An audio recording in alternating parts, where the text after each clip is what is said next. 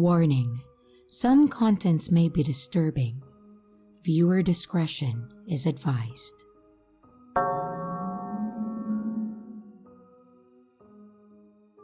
So about 6 months ago, I was at a dentist visit and I started chatting with a guy in the waiting room. He seemed really nice and was super cute, so we kept talking for a while afterwards. We exchanged numbers and I agreed to make plans later. But then, he sent me 30 pictures of himself immediately after we left, and I thought that was odd. Well, that was red flag number 1. Flash forward, we make plans to have dinner a couple of days later. He picks me up from my house and I know, that was not a smart idea. The dinner and conversation is good, but then he tells me an odd story. Red flag number 2. He said that last year he got in a shootout with his ex-girlfriend's brother. I asked him why they started shooting, and he said that he had no idea. I asked a few more questions about what happened, and he swore that he drove to her house to drop off things after they broke up, and her brother just started shooting at him, so he returned fire. So after that weird story, he says that he has 2 tickets to see a soul singer that we both enjoy for the following night. I agreed to go. He takes me back home, and I give him a quick kiss. I tried to pull away and he tries to kiss me again, so I give him a kiss on the cheek and then I pull away. He leans in for another kiss, but I say goodnight and then I go inside. Well, red flag number 3. After he got home, he texts me and asks, "I thought you really liked me. Why didn't I get a longer kiss?" I told him that I like to take things slow and a quick kiss is all I wanted for a first date. And he then proceeds to send me more pictures of himself. So, the next day he comes and picks me up for the concert. It's amazing, and I really enjoyed the show. I let him know beforehand that I had a flight to catch at 4 a.m. the next morning, so I wouldn't be able to hang out afterwards. Red flag number 4. While he's taking me back to my place, he asked if I want to get a hotel room with him for the night. I reminded him about my flight, and he then proceeds to ask me if I want to get freaky in the car. I couldn't believe that a grown man asked me that, so I said no. I was actually attracted to him and I could see us hooking up, but I had already told him that I didn't have a lot of time. Then, the final straw is he asked if he can come inside. What about "I don't have time tonight"? Did he not understand? At that point, I knew that I didn't want to see this guy again because I hate saying no more than once, especially to sex. I say goodnight and then I go inside. About 10 minutes later, I leave out again to grab something from the store and I pick something up for a neighbor. While I'm driving, I hear my FaceTime going off but I don't answer. And once I get in the store, I see that he has called me 10 times in a 5-minute span. I call him back thinking that I left something in his car. He said, "Where did you go?" "To the store? Why?" "I thought you were busy and needed to pack or something." "Well, I needed just a few things. Can I help you with something?" "It's not nice to lie, you know. You said you were too busy to go to the hotel, but now you're at a store?" "Well, I don't owe you an explanation of where I need to go. I'll text you later." I hang up, get what I need, and then I head back to my house. When I get back home, I notice that he is still parked out front. It's been about 45 minutes since he dropped me off, by the way. I ask him if everything is okay, and he shouts from his car window, "Where did you go?" "I told you I went to the store. Have a good night." I wave goodbye and walk my stuff inside. I'm pretty creeped out at this point, but I figured that he would leave. I go back out to go to my elderly neighbor, and I go back outside and he's gone. Or so I thought. I drive to my neighbor's around the corner and drop her stuff off. When I got back in my car, I hear a car racing at full speed ahead behind me. He followed me there. He pulls right beside me and then rolls his window down and shouts, "What are you doing?" "Why did you follow me?" I said. "Because I know this whole area. What house did you come out of?" "Well, that's none of your business. Please, don't follow me." "If you don't tell me what house you were in and what you were doing, I'm going to call the DEA and the police and have them surround this whole block." "What are you even talking about? Our date ended over an hour ago. You should have left." He drives away super fast, and at this point, I realize that this guy is nuts. I call my brother and I ask him to stay on the phone with me until I get back home. When I get back to my house, he is parked out front again. My brother tells me to drive to the nearest police station. So I started driving and the guy starts following me again. As I pull into the station, he realizes where I went and then finally drives away. I explained to an officer what happened and he offered to escort me home. When we get back to my house, guess what? Mr. Crazy Pants is parked out front again. He sees the officer behind me and then he drives away again. The officer offered to stay for a couple more hours. I didn't block Mr. Crazy right away because I wanted to be aware if he says anything else scary. So I would have that for the police report. About an hour later, the officer knocked on my door and made me aware that the guy was trying to sit at the corner and was probably trying to park outside my house again. The officer pulled him over and told him to leave. And thankfully, the officer also escorted him out of my neighborhood. After that, he then texts me, "I see you're sneaky. I threatened to call the police on you because you were being a sneaky liar, and you called them on me? Real disrespectful. I should have called them on you first." "I didn't call the police. I went to the station because you were following me," I said.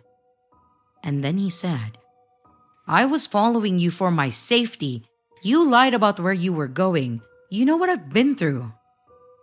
I asked him, "Well, if you weren't feeling safe, why didn't you just go home?" And then he answered, "Why didn't you tell me you were going?" At this point, I stopped responding and I turned my phone off. And the next morning, I checked my phone and he has sent me over 50 texts with memes about trust and respect. I get ready for my flight and my uncle comes to pick me up to file a police report, and after that I block him. For the next week, I had my uncle or another male friend escort me to my house. I never saw him again, but he did text me from a texting app saying that he loved me and wanted to start over. I blocked him again, and I haven't heard from him since. The most valuable lesson that I learned was to trust my instincts. I knew something was off about him, so I should have never agreed on a second date. Also, never ever let someone that you just met know where you live or your address, especially if it's a first date. I always follow that rule, but I just let my guard down this time, against my better judgment, and I could have been harmed. So, to the guy who threatened to call the police on me for not having sex with him, let's not meet again.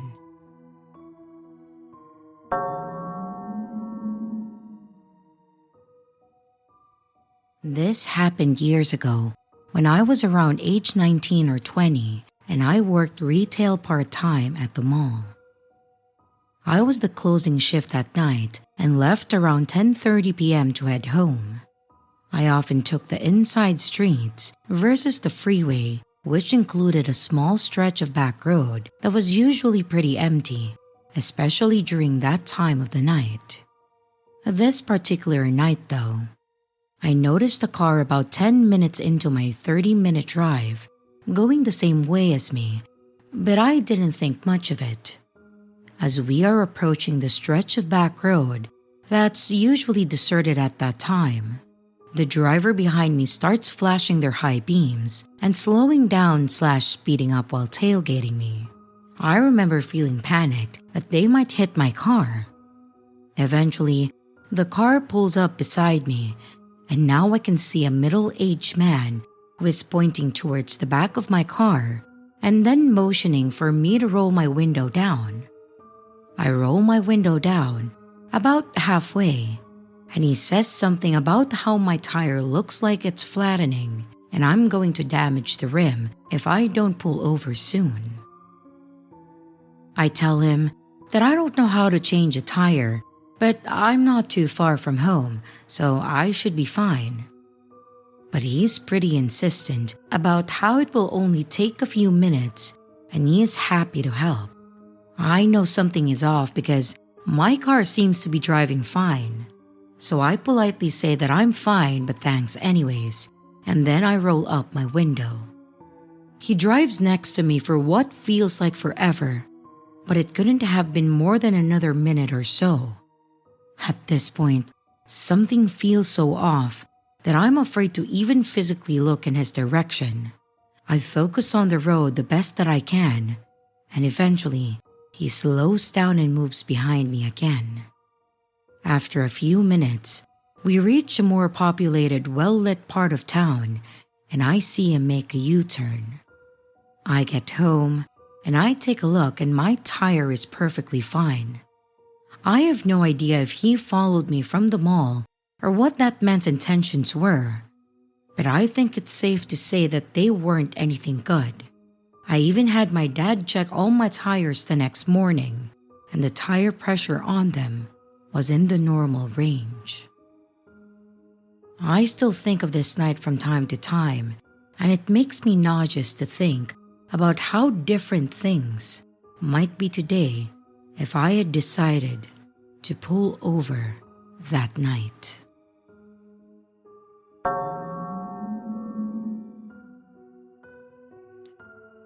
Back in 2021, I used to deliver for Uber Eats on my e-scooter when I needed some extra cash. I preferred working late nights from 11 p.m. to 2 a.m. The tips were better, and I didn't have to worry about as many people. On this particular night in August at about 1 a.m., a delivery took me to an apartment complex by a university close to the edge of my city. I loved doing deliveries by this university. There was a nice bike trail that I would ride on for a while after dropping off orders. The customers get their Taco Bell, and then I turn around, excited for my little ride.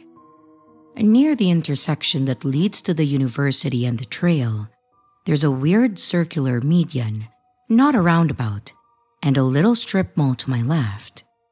As I'm coasting down to the intersection, a black Dodge Charger quickly turns out in front of me and then circles around the median, turning back into the strip mall to park, facing the trail in the other side of the road.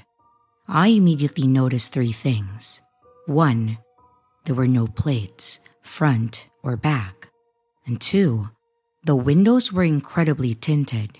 It was night, but still, I could see absolutely nothing. And number 3, his headlights weren't on. I just got an insanely weird feeling. It didn't have any hallmarks of an undercover cop car. Something was just wrong about it. I get up to the little intersection, hop onto the sidewalk to press the crosswalk button, and get across quicker. And I see a dude on a bike on the other side of the intersection, obviously staring at the car. The bike dude is also in front of the beginning of the trail, so I decided to ask him about the car as I crossed the intersection. I have never seen a man that looked so spent. He was skinny and just looked exhausted. He didn't seem like he was on anything despite how rail thin he was. As I approached the dude on the bike, the person in the car turns the fucking headlights on, illuminating us across the street. I was honestly kind of freaking out at this point, and I just wanted any kind of context or information. He told me that the man in that car had been following him for weeks now and that he didn't know what to do. I suggested calling the police and he immediately shot it down. He said that he'd tried and they wouldn't help him. I asked why they didn't, and he implied that the guy in the car was affiliated with the police. I asked if there was anything that I could do to help, and he just told me to leave. He said that there was nothing that I could do for him and it was best to not involve myself. His tone was dead serious. No longer in the mood for a trail ride, I take his advice and I get the fuck out of there. As I begin riding off, the car cuts the headlights back off and turns back out across the circular median. This time, coming to a stop in the road leading from the apartment complex instead of making a full circle. The bike dude was still just standing there. Neither bike dude nor the guy in the car were there when I first approached to make the delivery. It was genuinely the most freaky and weird thing that I have ever seen. I still don't know what to make of it because the car was 100% fucking with the guy. But for weeks, like he said? And for what purpose? I've also been around people in psychosis before, and if he was mentally ill or tweaking, he was doing a damn good job at hiding it. I honestly wish that I'd ask him more questions, but I felt a pit in my stomach from the time that I saw the car until it was finally out of my sight. I could have also been overblowing it, but I felt like prey, you know? Maybe someone else has some insight.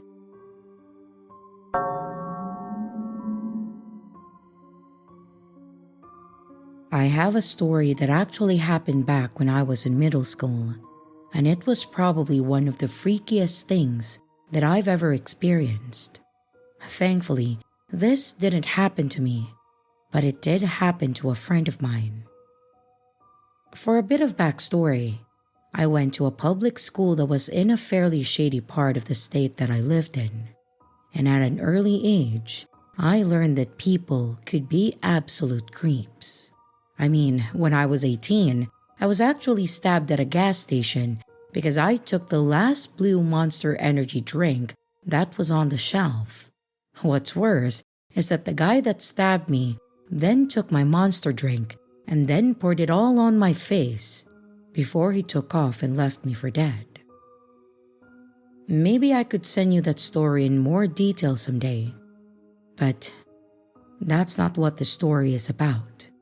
That said, I think it gives you a good idea of what my town is like. My school, on the other hand, was actually a pretty nice building, and most of the staff and students were respectful. That said, there was one teacher that was an absolute creep.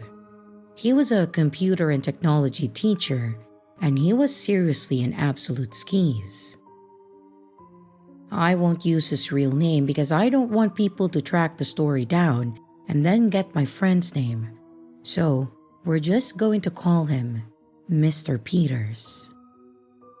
Like I said, Mr. Peters was a computer and technology class instructor, which was basically just us learning how to use Windows XP, Office programs, and learning how to type without looking at the keyboard.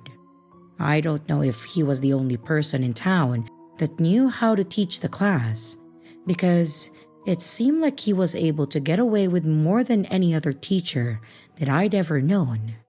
He would make incredibly inappropriate comments to pretty much every single girl in class. He would gossip with the guys and ask them personal and sexual questions, and he would always try to guilt us into giving him a hug. It was creepy. Like, super creepy. And thinking back to it right now seriously makes me feel a bit sick to my stomach. He had been reported a few times before, and he was put on probation. But he would keep his bullshit up and nothing would seemingly ever happen. Unfortunately, my best friend, Ashley, was one of the girls that he had taken a particular liking to. Ashley was a rather pretty redhead, and she looked older than she was. if that makes sense. She would always mention to me that he said something to her, or made a snide sexual comment to her, or that he would put his hand on the small of her back when he hugged her. Basically, she would tell me each and every time that he would do something, and it seemed like it was just getting worse each day. I think that's enough background or explanation for who this guy was and the whole situation as it was with Ashley. Now, as I said, it seemed like it was escalating a lot with each day, and she was telling me more and more that this guy was doing and saying to her. I kept telling her that she needed to tell her parents, to tell the principal, hell, tell the police about what was going on. But she was nervous about doing so. At that time, that was frustrating, but I do get it now though. I think she thought that it was her fault or that they would think less of her for the whole thing. The day that things hit their worst was actually October 11th, which was Ashley's birthday. And I remember that because she and I walked to school, and she was super excited because that weekend, she and I were supposed to go to the mall and then to the movies, and then I was supposed to spend the weekend at her house. It was planned out as an awesome weekend. And then, that morning, we got to school and we were waiting outside for the first bell to ring, when Mr. Peters walked out onto the courtyard area where Ashley and I were standing. I told her not to look up, and I mentioned that we should walk away so he didn't see us. I said so half-jokingly, but she said it was fine and that he would probably ignore us if we didn't make eye contact. Unfortunately, she was incorrect when she said that, because neither of us looked at him, but a moment or two later, I hear him say, "Good morning, Ashley," in an excited tone. She huffed and then turned toward him and said good morning back in a fairly stale tone. I could tell that she was really not happy with the fact that he was out here and talking to us. He then starts in and tells her happy birthday and starts asking if she has any plans. She tells him that she didn't have any plans and just said thanks, and again, completely wanting to disregard that he was even talking to her. After trying to make some small talk for a few more moments, he then tells her that he needs her to come with him before class because he has a present for her. With how much of a creep he was, my mind immediately went into the gutter, and my nonverbals probably showed it. I told her that we needed to get in because the bell was about to ring, but he was insistent that it would only be for a few moments, and that she wouldn't be late for the first hour. She told me to go ahead, and that she would be right behind me. I was hesitant to walk away, but he was an authority figure, and we were just kids, and I feel like she was confident that it was just going to be a quick thing.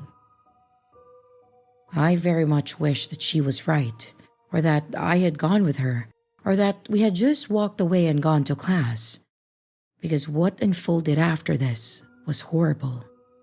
I walked away and she went with him, and I went ahead and went in, and when the first bell rang, I went to my first hour class. Somewhere around 10 minutes into class, an announcement came over the loudspeaker to inform the teachers that the school was on lockdown and that no students were to enter or leave their rooms until they gave the go-ahead. This was really strange, as the school had literally never had a problem or had to go into any security protocols before. So to have the school go straight into a lockdown was really, really weird. The school was locked down for several hours, and at the end of it, we were actually all released to our parents. It took a while for me to get any information, but I kind of started putting two and two together on my own. Creepy teacher asked Ashley to come with him for a birthday present. The school got put on a lockdown soon after, and the school released us to our parents in the middle of the morning. I had a bad feeling about what had happened, and that bad feeling proved to be right. I eventually did get a fairly detailed description of what happened from a few different people, one of them actually being Ashley herself. When I left, and the two of them went to go get the present, he mentioned that it was actually in his car, so she would have to follow him out to the parking lot. She did, and as you would probably imagine, when they got to the car and he opened the back door, he overpowered her and then shoved her into the back seat and then shut the door on her. He then jumped in the driver's seat and then seriously took off. Thankfully, one of the other staff members had seen what happened, and they immediately called the police and informed the school security, which is what set the school into lockdown. Ashley told me that she had tried to get out, but the child safety locks were on and she couldn't open the doors, which, if I may say, is an incredibly terrifying situation to be in. She said that Mr. Peters drove off the school lot and then started heading toward the highway. And for the most part, all she could remember was crying and screaming at him to let her go. She said that he completely ignored her and that he seemed to be super focused on driving. And after a few minutes of driving, she actually asked him where he was going to take her, and he just said, "I don't know yet." So he really hadn't planned this out. As soon as they got onto the highway, there was a cop car waiting for them on the shoulder, and they started to pursue him. This led one of the only high-speed chases in my city, and actually crossed over a couple counties. Obviously, this wasn't an ideal situation. They couldn't do much to pit him because there was a 15-year-old girl in the car, but they had to do something to stop him. And after chasing him for around 20 to 30 minutes, one of the officers attempted to get in front of him to stop him, and Mr. Peters actually lost control of the vehicle, sending it off into the ravine on the side of the interstate, and then flipping the car several times. When police got to the vehicle, Mr. Peters was dead from the impact, and Ashley was barely making any sounds in the backseat. Obviously, she made it. Otherwise, she wouldn't have been able to tell me about what happened, but she didn't make it out unscathed though. Ignoring the obvious mental trauma, her left leg ended up pinned into the door, and she ended up losing it. Thankfully, that was her only physical injury. I didn't ask the details about Mr. Peters, but she mentioned to me that it was obvious that he was dead when the car crashed. All of this came to be because of one creep deciding that he wanted to kidnap a young girl. Because of his actions, he's dead, and she's permanently disabled, and she will always have this horrifying memory of what he did and what could have happened. Thankfully, she was able to move forward with her life, but I will always have this feeling that if I would have done more that morning, all of this may have been avoided.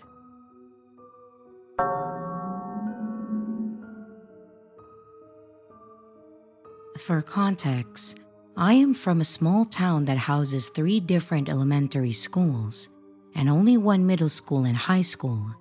They were connected by the gymnasium and a tunnel between the 2 buildings. I had lived there my entire life, and I went to a different school than most other people that is mentioned in the story. Back when I was in middle school, I had a litany of bullies who loved making every moment of my day a living hell. They did pretty much everything that you could think of, ranging from pranks in the middle of class to downright physical assault. But all of them were nothing compared to this one girl that I met at the beginning of 7th grade, whom we're going to call Sadie. Sadie was a stereotypical mean girl in every sense of the word, loved fashion, had a gaggle of friends willing to do her bidding, and every guy was into her or wanted her. She was the kid with the highest amounts of detentions. She argued a lot with the teachers, and the principal pretty much did nothing about her actions, and made a habit of having fun with some specific kids, which included me. I was a plus-size kid, a scaredy cat, gullible, and a bit of a pushover. But I did try to do well in school and kept to myself. But that didn't do much. As soon as Sadie took notice of me, she took it upon herself to make sure that every time we even saw each other, that she would make me miserable. At the beginning, it wasn't anything much. She started rumors about me, talked shit about me online. I didn't have social media yet, so I didn't find that out until later. And in school, she threw things at me that ranged from her garbage to one of her textbooks. It wasn't terrible at first. Sadie was annoying, sure, but I had workarounds, so I just ignored her. But when other kids saw that I wasn't going to fight back, they joined in and took things way too far. Almost daily, I have been chased in halls, ganged up on in the bathrooms, had my food stolen, gotten blamed by the teachers for their dumb actions in class, and many other things. These kids had me on edge and feeling practically worthless for the entire school year, to the point of me considering just running away to avoid the hell of going back to school. Why didn't I tell the school, you may ask? Well, I tried dozens of times. Teachers, guidance counselors, even the principal, but they didn't care. The school was honestly not the best, and they were pretty much negligent to everything that didn't involve funds, sports events, and the GPA for the year. So, they gave no heed to me when I tried to tell them what was going on with Sadie and also her lackeys. These are some of their real responses from incidents that happened. When I had gotten my backpack thrown down the stairs and the calculator inside that I brought from home got broken, they said, "Well, it's your property, it's your problem." When Sadie had written a fat joke alongside a slur on my locker door in permanent marker, they said, "You have no evidence it was her." When Sadie's boy toy and his friends cornered me outside the changing rooms for gym to ask me for something, they said, "Well, they were probably just kidding around." All of them spearheaded by Sadie, who was practically in charge that year, and nothing she did was getting her into trouble. Well, summer could not come fast enough that year. By the time 7th grade was over, they let those kids get away with so much that I honestly gave up on trying to get outside help at that point.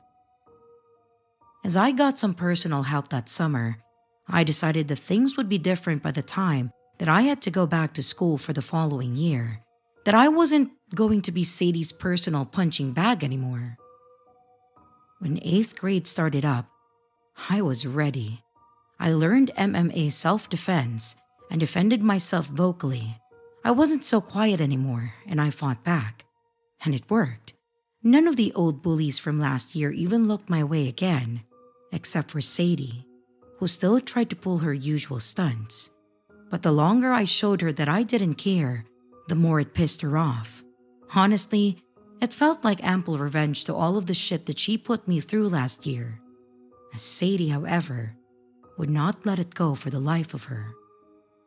I didn't know it then, but this whole act of hers would end up taking a bad turn. One day, I was walking to the gym, with Sadie following close behind me.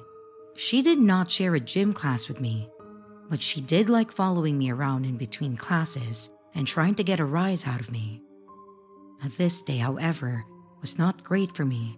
I don't exactly remember why now, but I was stressed out and I kept getting pissed over whatever went wrong that day. Sadie following behind me, trying out different insults and comments about me, sent me over the edge. So in a quick motion, I stopped walking. I spun around, pushed Sadie backwards, and then I spit towards her, with it landing on her leg. I told her to just fuck off and leave me alone. I didn't know what I was really expecting her reaction to be, but it sure as hell wasn't what she did. Sadie just stood there, frozen, staring at me. I expected her to be coughing up blood from range, or her screaming or anything at all, but she just stood there, as if a deer in headlights. I didn't think about it at that time, as I left for gym not long after, and I eventually forgot about it. After school, I was walking across the school building to head for the parking lot next to the high school building, which was where I had to catch the bus. Everything felt normal until I saw Sadie not far behind me. I didn't think anything weird of it, so I just ignored it and kept walking. Until I noticed that she was taking the same path that I was to the buses. This wouldn't be odd if she actually rode the buses at all. Sadie walked to and from school every single day. If not that, someone would come pick her up. But the carpool lot was in the opposite direction of the buses. I took a different path than my normal route around the back of the school. I looked back to check and, yep, Sadie was taking the exact same path I was, and she stopped walking every time that I looked back at her. I began picking up the pace a bit, and from behind, I could hear her running to catch up. And by the time that I was nearing the bus lot, she was somewhere around 10 feet right behind me, still jogging to follow me. I definitely did not want her to learn which bus was mine, nor did I want her to follow me home, so I decided to fake her out. I jumped onto a different bus, much to the dismay of the driver, and Sadie ran in after me. After she got in the front of the bus driver to yell at her about something, I then ran off and raced to my actual bus, which was all the way on the other end where this particular bus was. I then got in, and the bus drove away just as Sadie got off to see where I went. The next day, I didn't see Sadie anywhere at school, not in any of the classes, not at lunch, not even after school either. I asked, but nobody knew where she went. This went on for the rest of the week. The bus incident took place on a Monday, and the disappearing act happened on Tuesday. So by Thursday, I began to relax about the whole thing. I still didn't understand what Sadie was doing with the whole bus incident, but as long as she was gone, things felt okay. Until Friday afternoon came along. Like the last few days, Sadie wasn't there, so I was pretty relaxed for most of it. When the end of the school day came, I was about to walk out the front doors to the building when something stopped me. I had a horrible feeling in my stomach telling me not to go outside. I had no idea where that came from, but I thought that it was just my leftover anxiety playing tricks on me. So I headed out anyway, not still twisting. The middle school and high school were all a part of one connecting path system, which means we all had hallways and walkways connecting both the main middle school and the main high school buildings, with one long sidewalk path out front. The parking lot where I had to walk to my bus was on the opposite end of this long sidewalk, which ran in front of both the middle school and in front of the high school. This can make for a pretty long walk, and the doors leading into the high school, often flooded with students, make for some interesting obstacles. This would all come into play when this happened. I just walked down the outside stairs to the sidewalk when I saw someone run around a corner from the building. I looked over, and it was Sadie. She was looking as pissed as a rabid dog, full sprinting right towards me. I bolted, running faster than I ever had in my whole life, running off nothing but pure adrenaline and fear. But Sadie was catching up quickly behind me, and all I could do was run and pray for help. I dodged between crowds of kids and just tried that to lose her somewhere in the masses, not caring at all if I bumped into people, only afraid that Sadie was still behind me. By the time that I reached the buses, I didn't see her anywhere, so I stopped and I nearly collapsed to catch my breath. I felt relief for only a second until she popped out of nowhere from the side of the crowd and then lunged at me. Sadie grabbed me by the hair and backpack, swinging me around in a circle as I tried to get her off of me. She kept pulling and jerking so much that I felt my hair being ripped at some points, but she kept going. I screamed for help, kicking and punching blindly in Sadie's direction, but either nobody wanted to get involved, but were too scared to break us up because there was nobody who came forward. Sadie let go of my hair to reach for something behind her, and what happened next was only a miracle. My older brother was walking out of the high school drinking a soda when he saw the scene and ran to help. He was the only one who knew about Sadie and recognized her when he had gotten to school in the mornings. He threw his soda at Sadie's head, which startled her enough to let me go and drop whatever she was holding. I grabbed my brother, and we took off for the bus, making it just before it drove off. And after we found a seat, I looked back outside. What I saw still gives me chills. Sadie was on the ground, arms pinned by a teacher, and right on the ground next to her was an open hunting knife. I knew without a doubt that it was hers because the sound that I heard when she dropped it earlier. Next Monday, I got called down to the office where my brother was also waiting. We got pulled into the counselor's office where there were 2 police officers waiting. Apparently, after we ran, a high school teacher saw Sadie picking up the weapon and apprehended her, while another person called the police, and they got Sadie into interrogation, and now they needed to hear what happened from me. I practically broke down right then and there, and I told them everything. What Sadie did to me last year, what I almost did because of her torment, the bus incident the week prior, and what happened on the sidewalk. My brother put his arm around me while I just sat there, nearly sobbing my words out.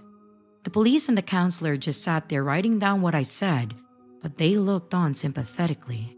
One of the officers asked me if I would like to tell my parents so that they could press charges.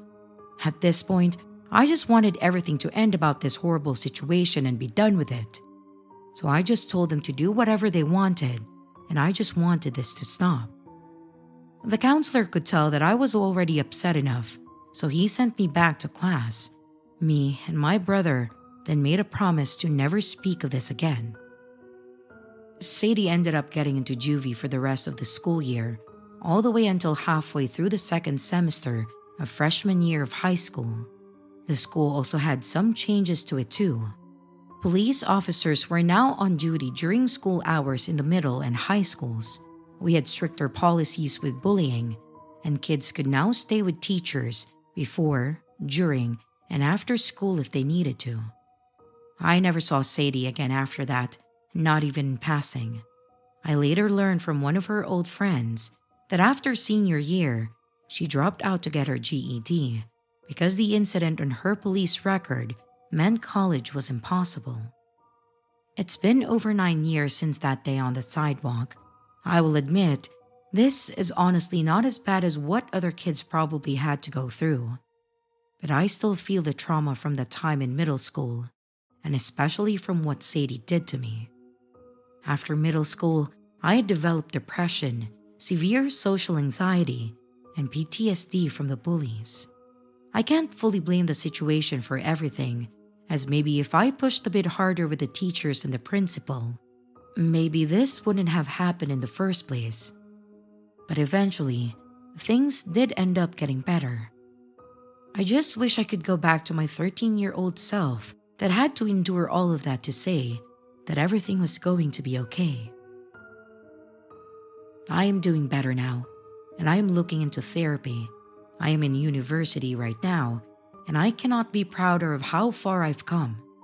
So, to the psychopath of a bully that tormented me all those years ago and almost stabbed me, let's not meet again.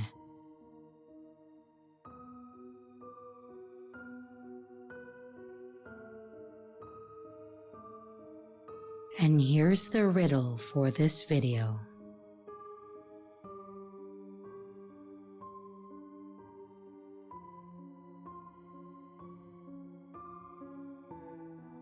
Hello everyone, it's your creepy sister here. Thank you so much for watching the video.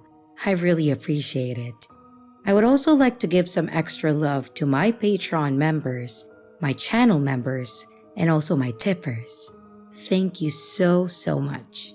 If you would like to extend a little bit more support for the channel, don't forget to leave a like and a comment down below. If you would like to become a Patreon member, a channel member, a tipper, or even to buy merch, check out the links in the description below. Again, thank you.